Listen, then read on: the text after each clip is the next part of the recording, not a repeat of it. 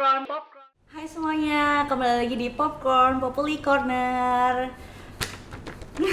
Halo, kembali lagi di Populi Corner, Popcorn, forum diskusi yang diselenggarakan oleh Populi Center. Dan hari ini kita ketemu lagi di diskusi terkait isu-isu dan juga topik yang relevan. Dan hari ini aku gak sendirian, ada wajah baru di Popcorn, ada Adimas. Kenalan dulu dong.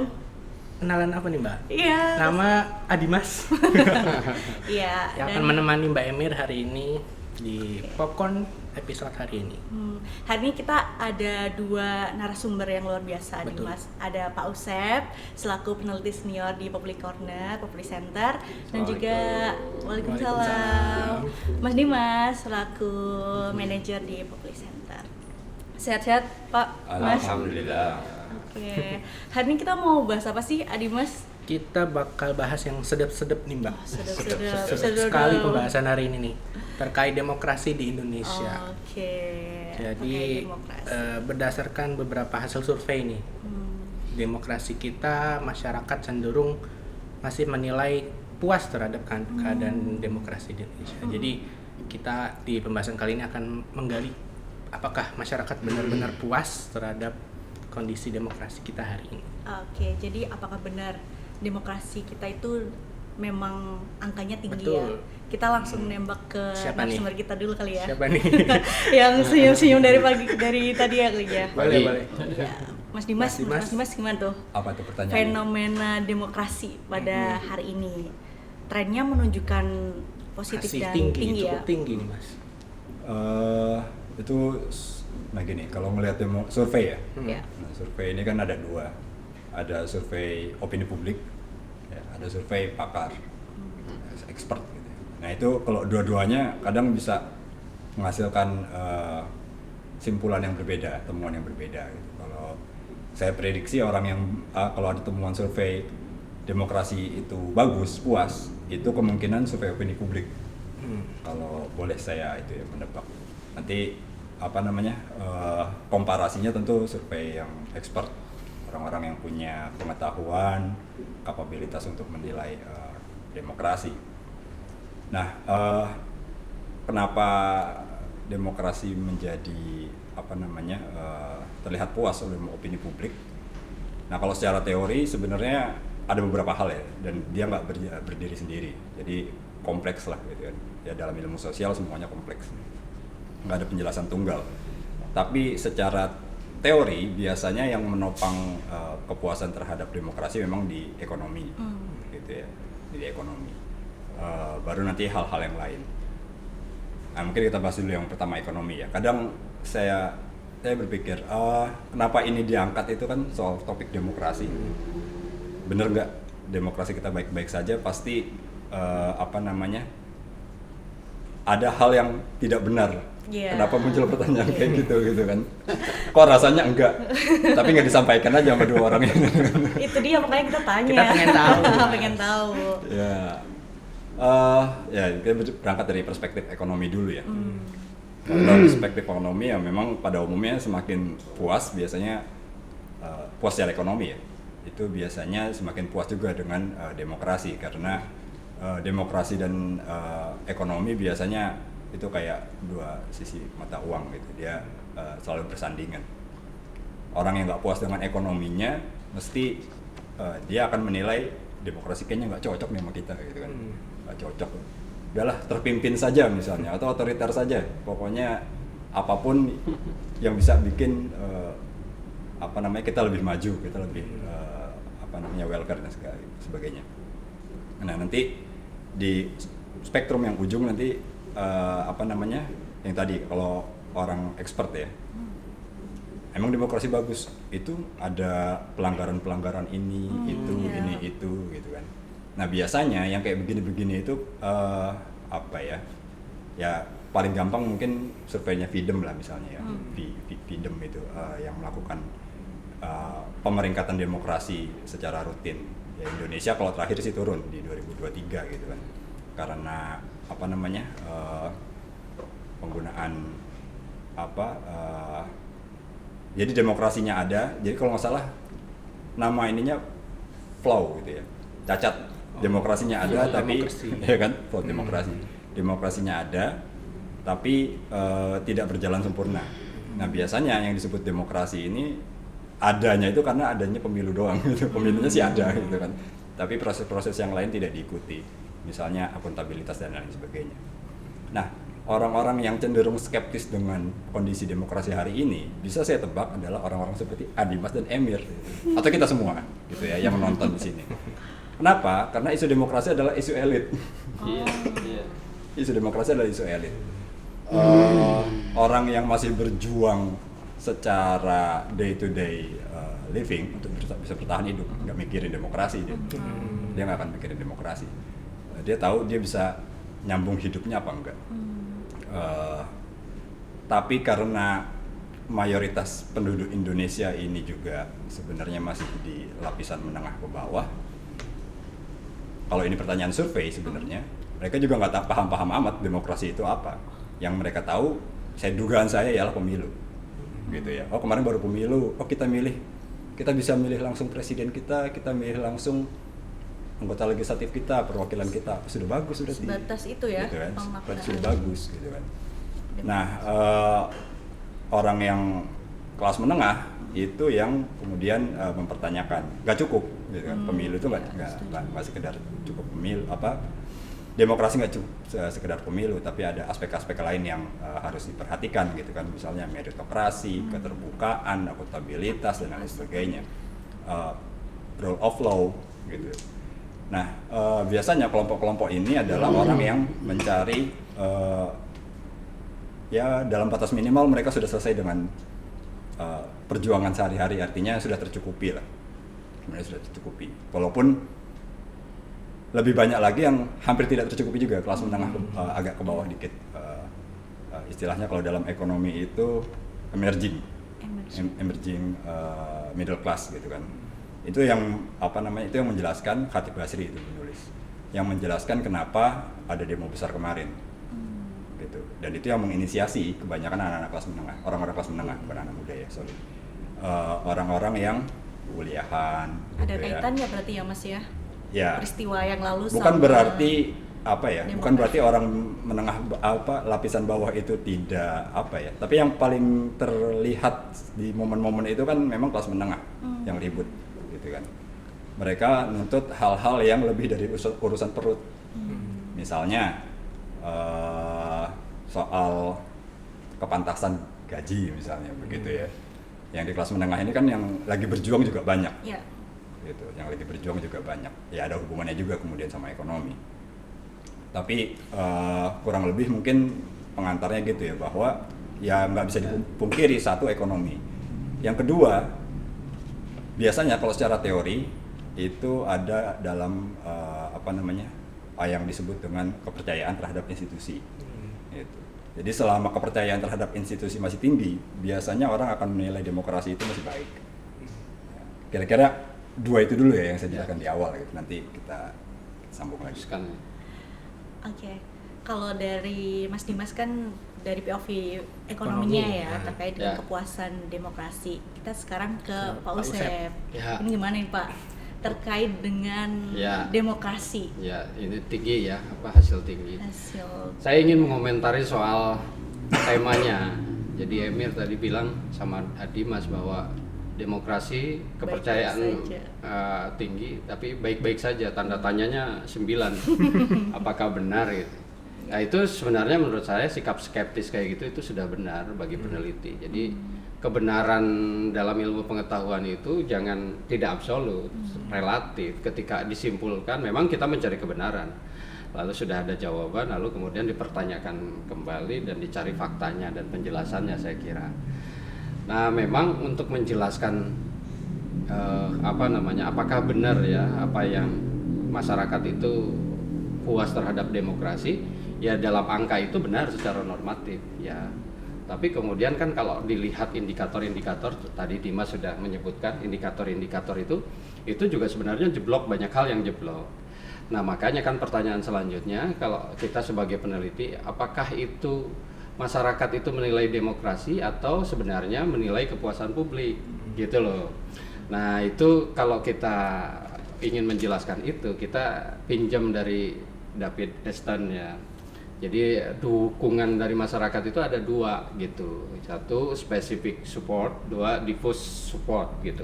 Jadi yang pertama itu specific support itu masyarakat melihat dukungan itu dari hasil kerja pemerintah. Jadi selama kerja pemerintah itu baik, saya kira ya masyarakat juga mendukung dengan baik, dan saya kira jawaban terhadap itu sebenarnya kepuasan dari hasil kerja pemerintah yang saat ini. Jadi tidak jangka panjang, itu sangat jangka pendek. Artinya ya lihat MBG gitu. Itu kan makanya hasil survei kita itu kalau kita lihat itu sama dengan hampir sama ya dengan kepuasan, lalu kemudian juga hampir sama dengan MBG, pelayanan publik yang relatif mudah, yang relatif baik.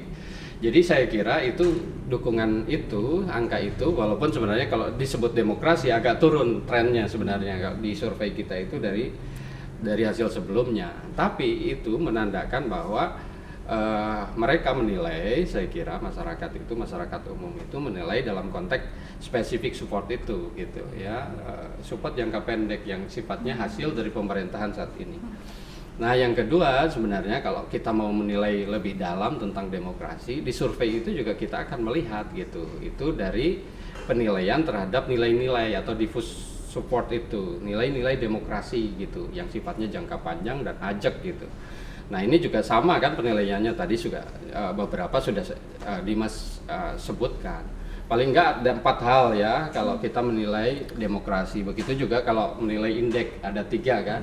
Misalnya lembaga demokrasi itu seperti apa? Apakah misalnya lembaga demokrasi seperti DPR itu sudah benar mengawasi eksekutif atau tidak? Ternyata di kita juga hasilnya itu juga kalau dilihat ya itu jeblok. DPR itu tidak dipercaya, bahkan kepercayaan terhadap DPR, terhadap partai politik yang harusnya melakukan pengawasan itu hanya di angka 50. Jauh dibanding presiden bahkan TNI gitu. Ini DPR partai itu ya sama dengan polisi, sangat tidak dipercaya oleh masyarakat.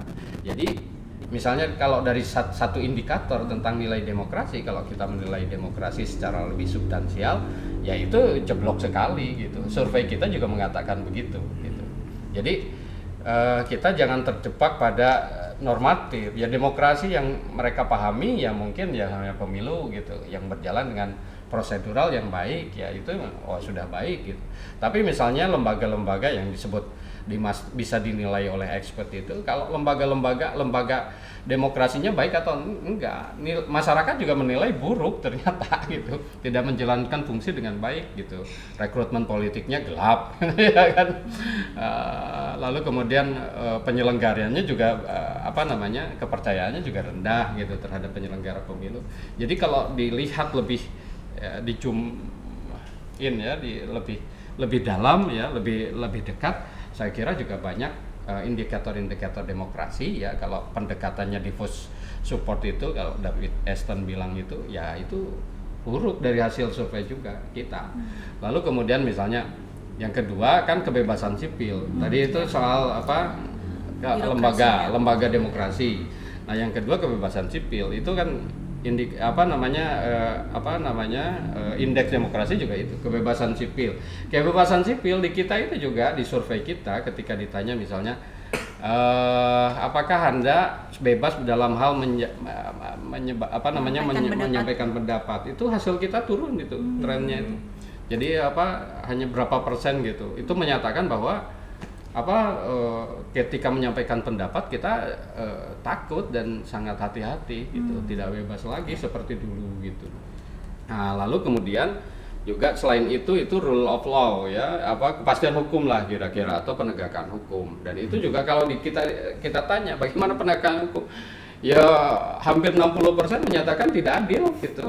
Itu survei kita itu. Dan kemudian yang keempat itu adanya ruang publik yang deliberatif gitu. Jadi ruang publik itu apakah benar-benar deliberatif ataukah ini hubungannya ya misalnya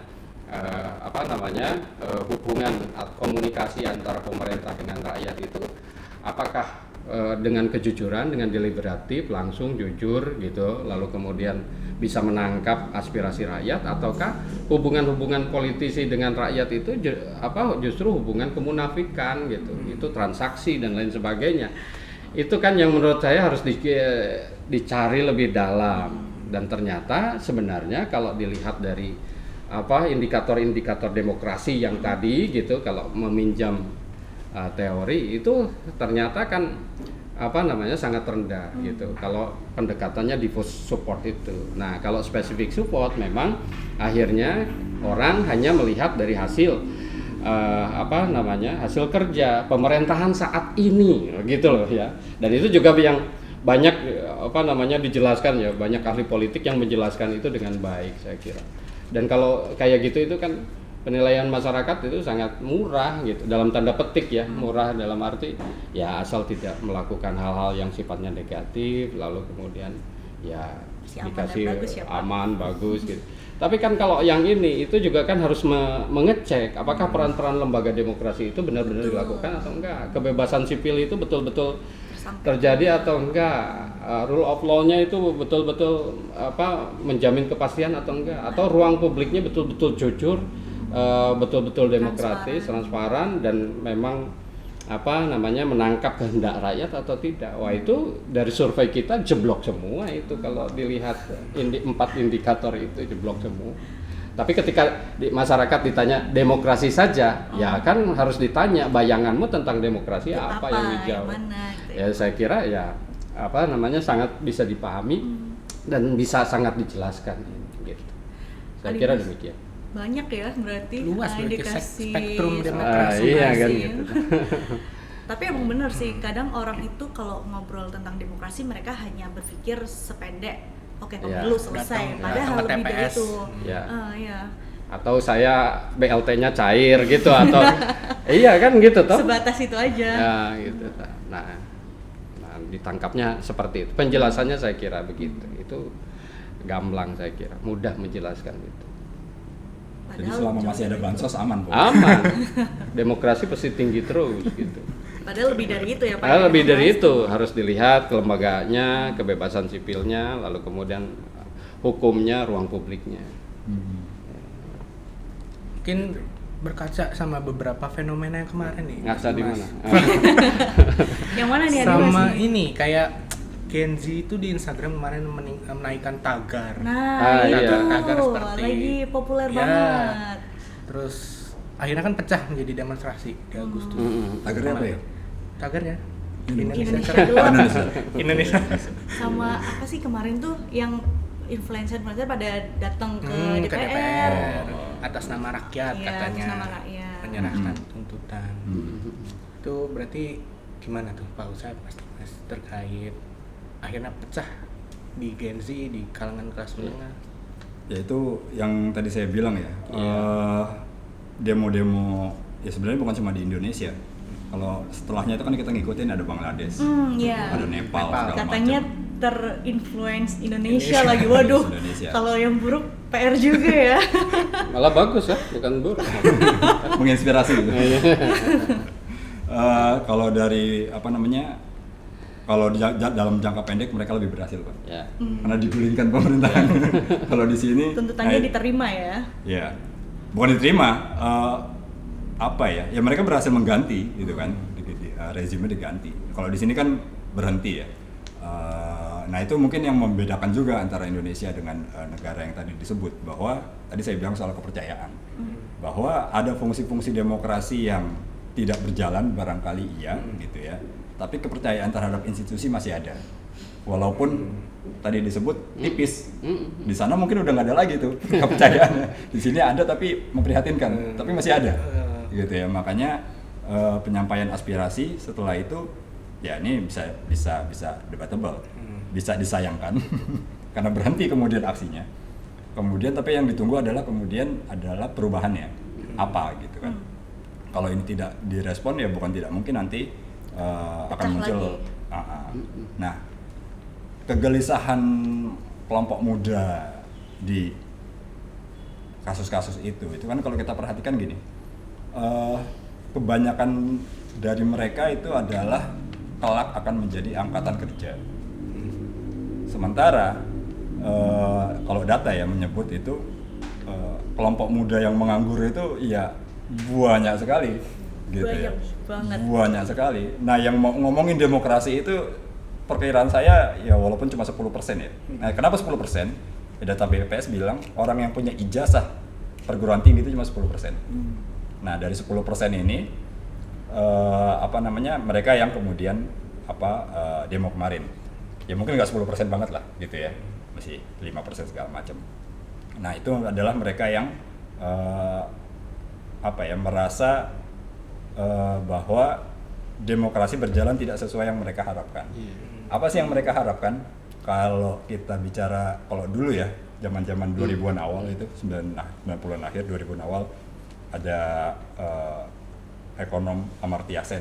Gitu ya. Dia ngomong soal pentingnya kebebasan. Secara prosedural, kita sudah bebas memilih. Iya nggak? Ya, Betul. betul. Ada nggak yang diintimidasi di sini? Atau kita pernah dengar, kamu harus pilih ini ya? Ya, Enggak. cukup bebas. Diiming-imingi mungkin ada, tapi dia intimidasi hampir tidak ada. Jadi secara politik kalau demokrasi kita maknai sebagai pemilu saja, itu sudah. Tapi apakah kemudian kinerja demokrasi menghasilkan kebebasan di bidang ekonomi? Apa? Misalnya akses terhadap pekerjaan, Lapangan pekerjaan. ya, untuk akses yang- terhadap terutama lapangan pekerjaan ya. Apakah kinerja demokrasi yang berjalan itu membuat mereka bebas untuk memilih lapangan pekerjaan? Bisa dapat pekerjaan aja udah syukur sekarang, Iya. apalagi milih.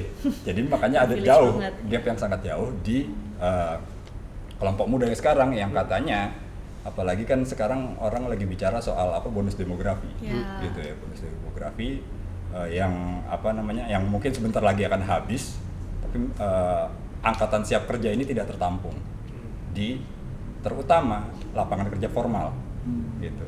Nah, sejak 2019 sampai 2024, kalau ada lapangan pekerjaan baru itu lebih banyak di lapangan pekerjaan informal. Saya tidak bilang lapangan pekerjaan informal itu tidak lebih baik dari lapangan pekerjaan formal. Persoalannya adalah lapangan pekerjaan informal itu satu, dia mungkin secara pendapatan masih di bawah yang formal. Yang kedua tentu kita bicara soal perlindungan sosial. Ya. Tidak ada jaminan. Tidak ada jaminan. Orang jadinya kelompok kelas menengah ini kemudian akan berpikir kebebasan ekonomi apa yang saya dapatkan dari hasil kebebasan politik, kebebasan memilih, tidak sesuai ekspektasi, tidak sesuai outcome, gitu kan? Bahwa saya sudah memilih, tapi kok saya untuk dapat pekerjaan aja susah. Saya dapat pekerjaan, saya pengen switch itu rasanya nggak bisa. Makanya ada istilah beberapa bulan lalu job hugger. Tahu nggak? Job Apa hugger. tuh, Mas? Itu Kompas yang angkat, cuman fenomenanya di luar. Orang yang sebenarnya dia nggak betah sama pekerjaannya, cuma mau nggak mau dia harus bertahan, nggak banyak pilihan, gitu. Nah, itu yang oleh Amartya Sen bilang tidak memunculkan kebebasan di ekonomi.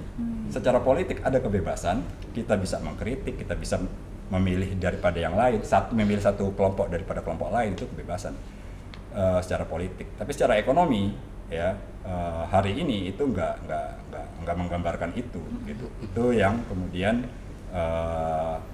ya dari kacamata itu ya, itu yang menjelaskan kenapa Indonesia kemudian dianggap menjadi tidak cerah, begitu ya. Tidak cerah. Tidak cerah, alias gelap mungkin. Kalau dulu gelap ya, yang dulu ya. Dulu gelap. Awal-awal Sekarang tahun ya, Indonesia gelap. Sekarang Indonesia cerah. cerah. Emang iya? Ya, aku setuju sih sama apa yang Lu aja yang gelap. Itu kata menteri itu. Siapa yang ngomong ya? Kayaknya pernah ada tuh. Kalau tadi kita udah tahu tentang gimana relevansinya ya indeks demokrasi dan juga ekonomi, dan juga bagaimana kemudian media Medsos, sosial, ya. medsos Gen Z itu juga berperan dalam pergolakan Demokrasi. ini gitu. Tapi kalau dari Pak Ustadz Ya. gimana nih Pak terkait dengan strategi Gadget pemerintah itu. gitu dan juga fenomena Gadget yang itu. terjadi? Saya kira itu apa ya, memperkuat sebenarnya kenapa Gen Z misalnya melakukan itu, karena rata-rata kan Gen Z misalnya dia yang punya level kesadaran lebih lah, punya kelas kesadaran yang lebih dari masyarakat biasa. Saya kira itu di level elit, dan itu memperkuat dan lebih menjelaskan apa yang disebut kesenjangan kepuasan, satisfaction gap ya. Jadi ada kesenjangan kepuasan gitu di masyarakat, karena memang indikator penilaiannya berbeda gitu. Di masyarakat ya puas bilang karena hanya melihat BLT cair, MBG segala macam. Tapi Gen Z itu lebih jauh kalau menurut saya. Kenapa mereka nggak puas gitu ya? Karena penilaiannya bukan hanya persoalan saya BLT-nya cair atau bagaimana, tapi dia berpikir lebih jangka panjang, bagaimana pekerjaan, dunia pendidikan tadi yang disebut Dimas itu, saya kira.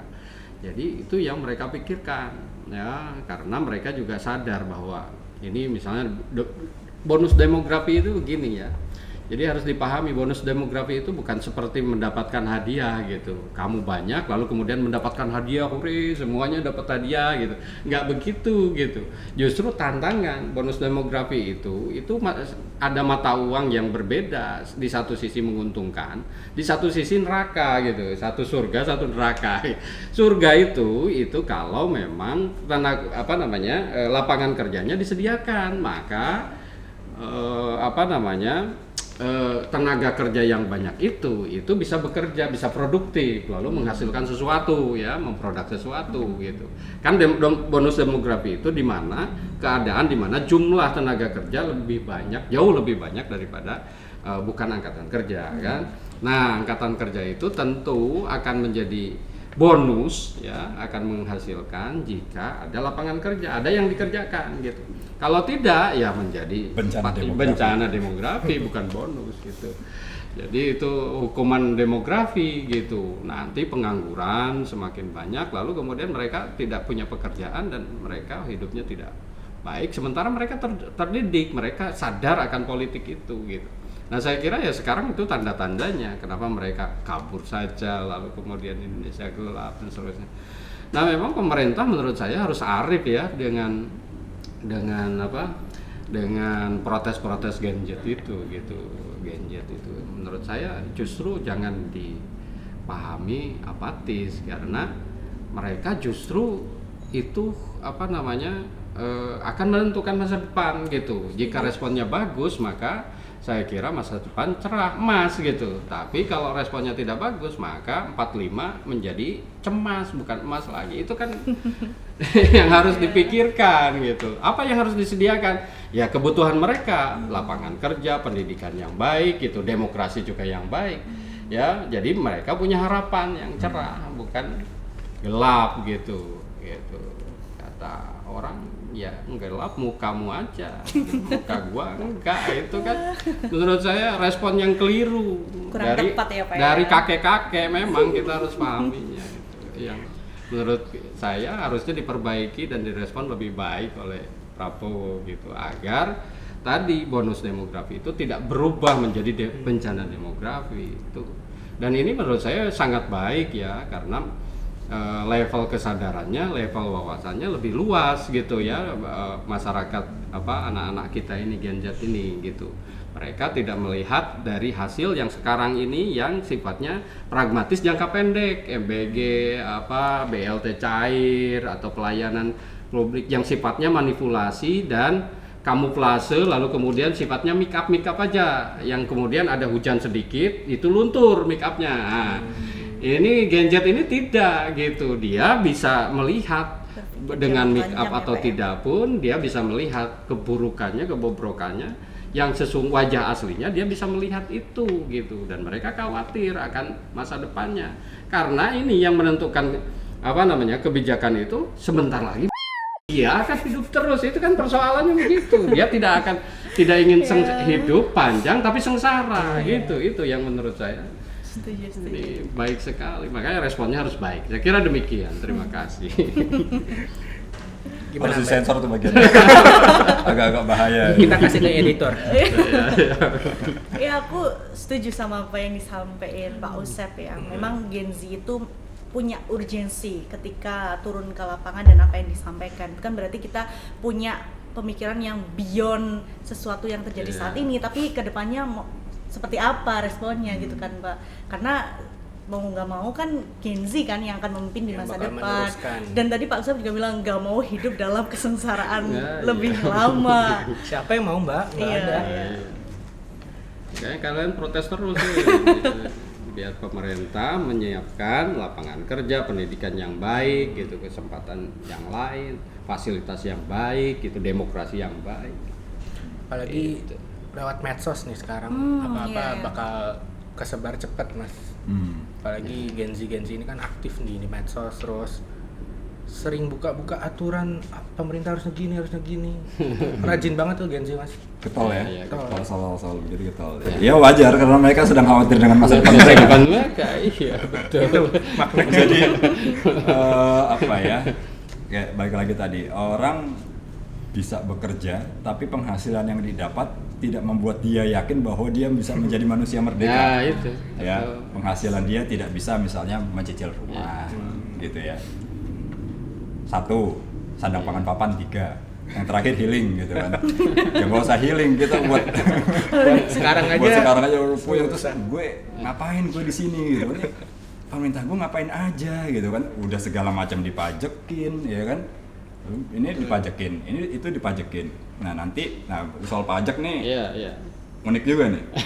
Itu bisa hal-hal yang lain lagi. Jadi gini. Kita asumsikan Gen Z itu ada di kelas menengah ya. Iya. Kelas terdidik lah bukan terlalu. Ya menengah juga. Pemerintah memberikan concern pajak itu kepada bukan kelas menengah. Itu. Jadi kalau di atas dikasih pengampunan pajak, di bawah dikasih keringanan pajak, Iya. ya kan? Misalnya penghapusan denda kendaraan bermotor segala macam, gitu ya. Yang di tengah ini yang jadi objek pajaknya, karena jumlahnya banyak, dia Iya. belanja, dia pajekin. Tapi insentif balik dari pemerintah hampir tidak ada. Iya, Makanya tuntutannya itu kan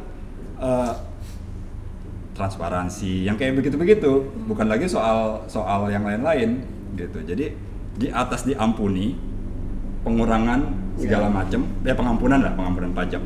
Di bawah keringanan penghapusan denda pajak dan segala. Bahkan mungkin tidak dipajak juga, apa yang mau dipajak dari kelas bawah gitu kan, udah nggak bisa lagi. Iya, Tapi iya. mereka mendapat bantuan itu, gitu. Minimal dapat BLT lah.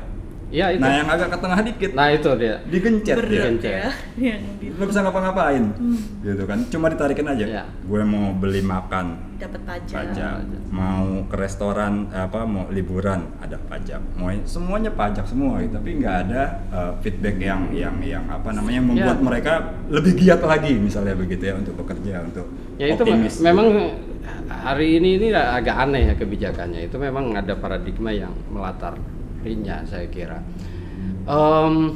Kelas menengah bawah itu sebenarnya relatif dikasih bantuan ya. Saya kira relatif aman gitu. Itu kelas menengah gitu yang menengah banget itu tidak diberikan jaminan apa-apa atau bantuan apa-apa. Nah, padahal kan kelas menengah itu cukup bisa menggerakkan ekonomi. Kalau dilihat struktur ekonomi yang menggerakkan ekonomi di Belanja Indonesia, kelas menengah. iya itu belanja memang konsumsi rumah tangga gitu. Nah, konsumsi rumah tangga itu biar mendorongnya itu ketika ada pengurangan pajak gitu. Nah, ini enggak pajaknya Pajak dibebankan. ya akhirnya ditahan tidak belanja. Itu yang Kelas menengah kelas semuanya. menengah itu kan persoalan. Nah, selain itu ya persoalan yang pokok tadi ya, persoalan pokok menangkap persoalan yang ya ada di kelas menengah dan menyiapkan itu agar memang ya terjadi Indonesia Emas itu terjadi gitu. Ya, ini saatnya gitu. Harusnya indikator saat ini itu sampai mana gitu sehingga 45 itu optimis atau tidak. Nah, masyarakat atau terutama yang Gen Z yang punya level kesadaran yang cukup lumayan itu tidak melihat gitu pintu ke arah sana itu masih gelap gitu, tidak ada cerah-cerahnya. Oh, di situ memang ada emasnya tuh. Ya, kelihatan satu bakul atau satu itu udah kelihatan. Ini masih gelap, nggak kelihatan tuh 45 itu ada emasnya. Yang terlihat itu tembaga-tembaga dan numpuk dan batu-batu kerikil gitu kan yang ya gambarnya itu tidak jelas. Makanya saya kira ya ngamuk itu ya benar gitu ya dalam konteks ya demokrasi ya ngamuk gitu ya dalam konteks demokrasi masyarakat itu menuntut partai politik menuntut lembaga-lembaga demokrasi agar kedaulatan mereka memang dijalankan gitu, didengar gitu.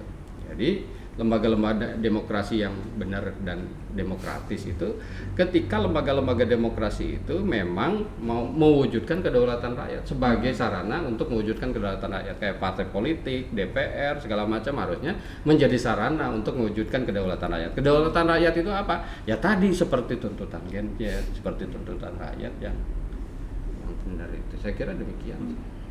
Jadi memang kalau kita bicara demokrasi itu ada banyak tolak ukurnya ya, dan Semuanya keberhasilan itu bersinggungan, sendiri, ya.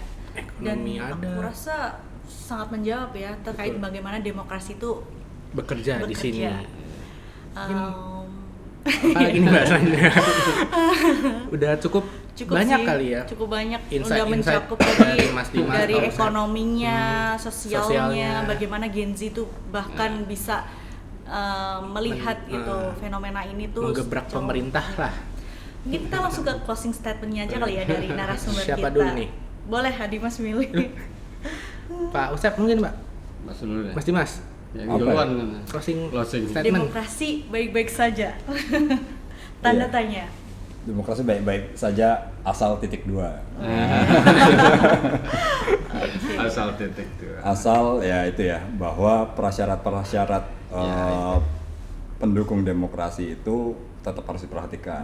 Ya, orang nggak bisa bahwa pemilu demokratis itu isu lama. Itu isu peralihan zaman reformasi. Setelah itu kita sudah berkali-kali melakukan itu. Nah, isu demokrasi itu harusnya lompat gitu ya ke soal bagaimana mensejahterakan warganya, sehingga orang nggak berpikir bahwa jangan-jangan enak juga nih kalau zaman otoriter nih ya kita bikin kerajaan aja kali ya, udah deh biar bapak raja saja yang ini kita manut, kayaknya itu lebih punya harapan, jangan-jangan gitu ya, jangan sampai gitu ya, kan jangan sampai. Iya. Makanya itu tadi yang syarat-syarat demokrasi yang paling mendasar ya, soal kebebasan, akuntabilitas dan lain sebagainya, itu yang perlu dijalankan gitu. Kedua mungkin soal kepercayaan ya, bahwa sebenarnya potret kepuasan tadi terhadap demokrasi itu sedikit banyak juga sebenarnya potret terhadap kepercayaan. Ya, kalau Pak Usep tadi bilang soal kinerja pemerintah masih bagus, biasanya itu paralel dengan kepercayaan bahwa masyarakat masih percaya dengan institusi politik ya, terutama soal presiden gitu ya. Kalau di Bangladesh, Nepal dan lain itu kepercayaan sudah nggak ada sama sekali itu, makanya bisa ganti rezim.